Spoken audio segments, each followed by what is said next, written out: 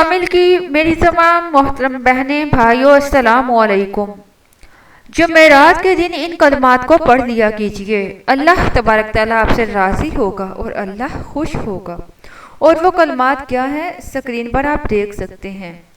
یا اللہ، یا رحمان، یا رحیم، لا الہ الا اللہ، ربنا اغفر لنا ذنوبنا، هو الرحمن الرحیم، هو الغفور الرحیم، صلی اللہ علی محمد، سبحان اللہ و بحمدہ، سبحان اللہ العظیم۔